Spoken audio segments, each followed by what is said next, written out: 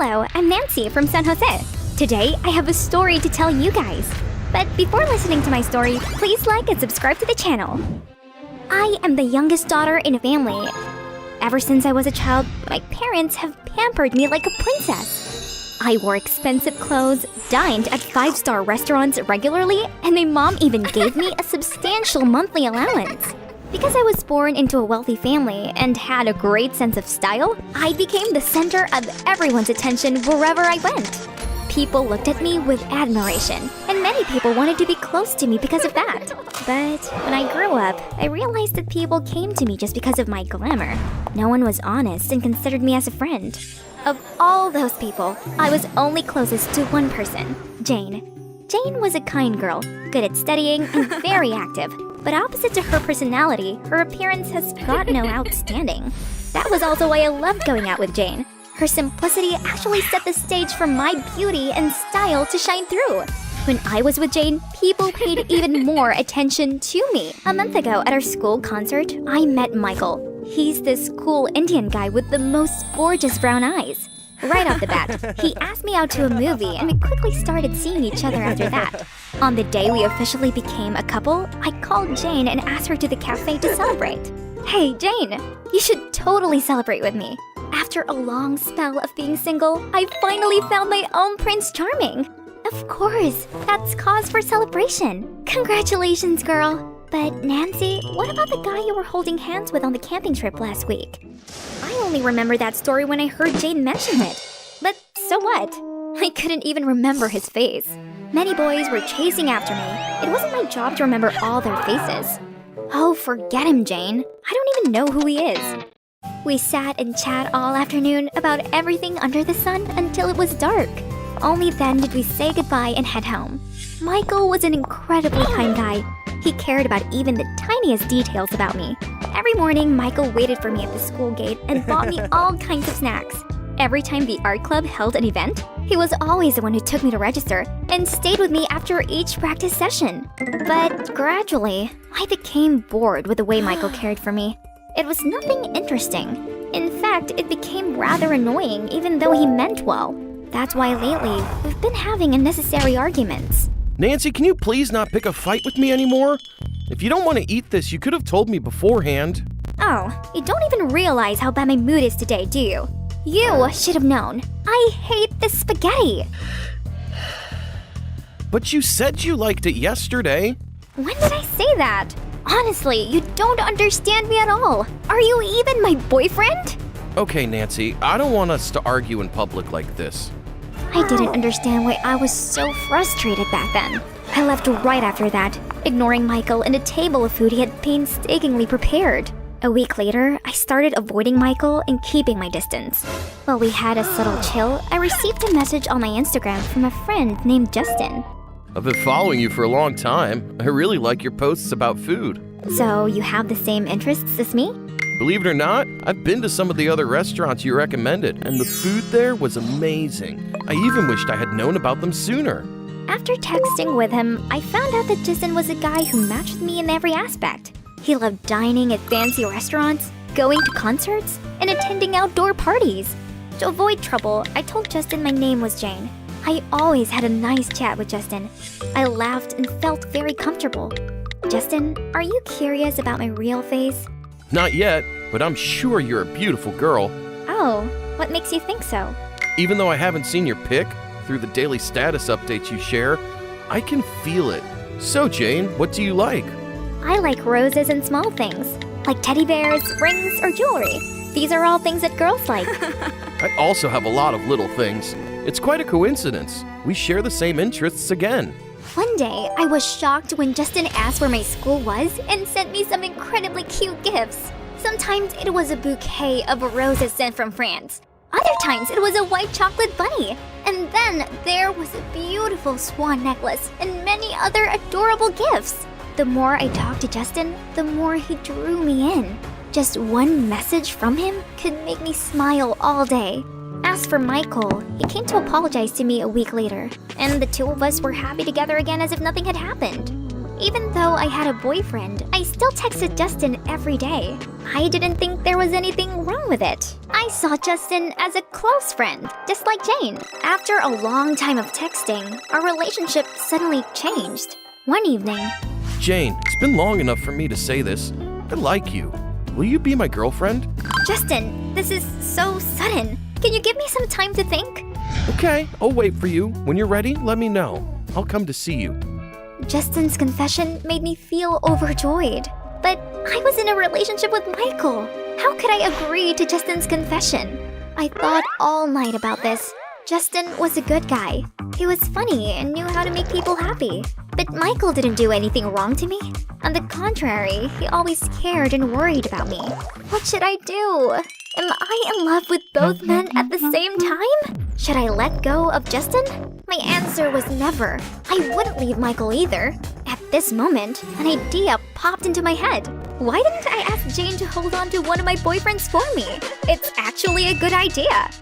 On the following day, I found Jane at the library and pulled her into a secluded corner. Jane, I have good news for you. I helped you find a boyfriend. What? Trust me, he is the dream guy. He will text you daily to ask about you, make you laugh, and give you cute gifts. Nancy, what are you saying? I don't understand. His name is Justin. I've been texting him for a very long time. He is a very good person. Justin suits you very well, Jane. Hold on, Nancy, if I remember correctly, Justin is a guy you met on social media. You really like Justin, but you already have a boyfriend, Michael. Is that right? That's right, Michael is my boyfriend, and I can't leave him. But Justin is also a great guy. I can't let him down. It's just not possible. I don't even know who Justin is. How could I replace you in loving him? Jane, I'm begging you. Please help me just this once. Please agree to be Justin's girlfriend just for a little while. I can't. Nancy, this is weird. No matter how much I begged, Jane would not accept. But I never gave up. Every day I followed her and kept begging. Not long after that, Jane's family suddenly had a big accident. Nancy, I'm embarrassed to say this, but could you lend me some money? My little brother is sick. The surgery costs too much. My family is going through a tough time. Of course, we're friends, but you need to accept my one condition. And that is? You have to replace me and become Justin's girlfriend. I can't do that, Nancy. I don't even know who Justin is. Oh, then I can't lend you money. Sorry. Okay, I agree with your conditions. That evening, I agreed to Justin's confession and arranged to meet him at a cafe in the city center. Not feeling reassured by my clueless friend Jane, I followed her to the cafe and witnessed all their conversations. Jane, finally! I can meet you face to face. You don't know how much I've been looking forward to this day. Me too. Nice to meet you. Jane, I'm so happy that you agreed to be my girlfriend. I've imagined our meeting at least 100 times. You must be exaggerating. It's not that dramatic. I thought Jane would slip up and Justin would find out that she wasn't the one who was texting him the whole time. But to my surprise, Jane and Justin talked very happily and naturally. Justin's easygoing nature and humor kept Jane smiling throughout. It has been a week since Justin and Jane stayed, and I thought I could breathe a sigh of relief that everything had gone smoothly. But every day, I felt more and more uncomfortable. I didn't get Justin's messages anymore. No one made me laugh and brighten my day. I started to feel depressed again at Michael's repeated actions. And just like that, we started arguing again. Nancy, I don't understand what's going through your mind. Why did you deliberately spill water on my computer? Don't you know there are many important documents inside? So what? You were the one at fault first. You intentionally talked to another girl in front of me. Do you even consider me your girlfriend? She's just a classmate. We were just talking about the lesson. Nancy, your jealousy's driving me crazy. Michael, you are the one who disrespects me. Just looking at Michael made me feel angry. In contrast to our deteriorating relationship, Jane and Justin were passionately in love. They seemed very happy and made me feel jealous because of that. My mood was terrible, but Jane was always smiling. She even always bragged about the gifts Justin gave her in front of me. Justin should have been my boyfriend. How dare she be happy while I'm suffering like this? I would get Justin back. After all, Jane wasn't honest with Justin. She only loved Justin because of my money. So the next day, I found Jane. Jane, I think it's time for you to return Justin to me. I had a terrible time without Justin. I realized I loved him. I will break up with Michael to be with Justin. But what? Don't tell me you're really in love with Justin. You never said I would have to return Justin. Right now, he is my boyfriend. We are also happy. I can't just give Justin up. I don't care if you guys are happy or miserable. Justin should have been my boyfriend. You are just a replacement. But Nancy, you were the one who pushed me to Justin. How could you? I felt crazy because the friend I trusted the most betrayed me. I shouldn't have pushed her to Justin in the first place. Jane was ungrateful. If you don't give back the money that you owe me immediately. Or I'll tell everyone you're an ungrateful person who stole my boyfriend. I'll show you how scary I am. Over time, I distanced myself from Jane and refused to meet her. I started getting close to other girls in school. I told them about Jane and how she tricked me. Oh, we thought you were close to Jane. I knew Jane was not a nice person. I was delighted when I heard my friends talk about Jane like that. That was the price Jane had to pay when she betrayed me. I used to consider her a friend. Yet when I wanted Jane to return what belonged to me, she cruelly refused. Rumors about Jane spread more and more in school. One day, Jane texted me to meet at a restaurant near the shopping center. During that time, I thought I'd put enough pressure on her. Maybe the meeting today was when she returned Justin to me. I didn't do anything wrong. I was just taking back what belonged to me. I loved Justin, and I would do anything to have him.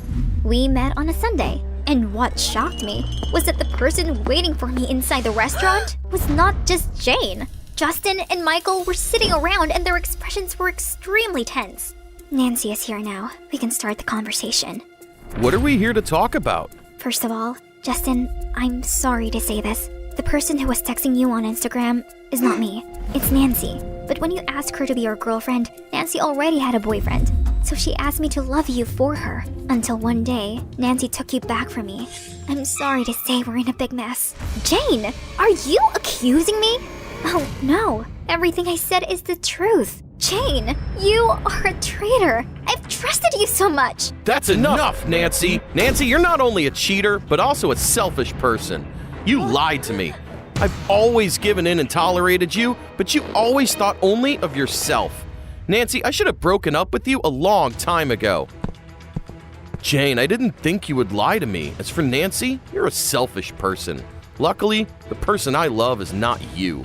Justin also left, surprising me and Jane. Why was everyone criticizing me when Jane was the one in the wrong? Jane, are you satisfied? Everyone has left me. Nancy, why can't you admit you were wrong? Goodbye. I didn't know that someone at school overheard our conversation.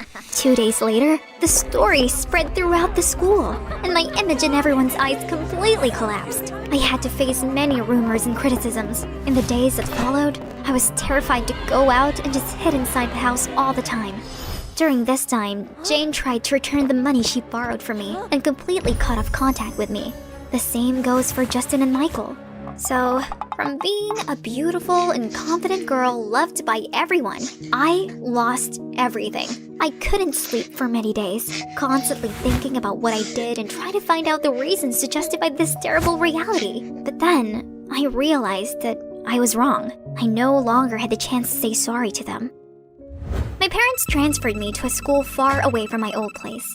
Gradually, my mind stabilized, but what happened to Jane in the past always makes me feel guilty every time I remember it. Time passed, and one day, I received an invitation to Jane's wedding. At that time, I was delighted. I was sure this was a great opportunity to say sorry to her. I owe her a lot. The wedding took place at a church in San Jose City. Jane put on a white wedding dress and happily walked towards the groom. When I saw the groom's face, I was extremely shocked. It turned out that Jane's husband was Justin. Luckily, after everything I've done, they were still together. After the wedding, I went to see Jane and Justin. Jane, you are gorgeous today. I'm happy to be here. Jane, I'm sorry for what I've done. I hope my apology is not too late. No way. I'm also happy to see you here. Nancy, let's forget what happened in the past. Thank you so much, Jane. I wish you all the happiness. It's never too late to realize your mistakes. I breathed a sigh of relief when Jane accepted my apology. Most of all, I felt happy because I still had good friends willing to stay by my side and forgive me.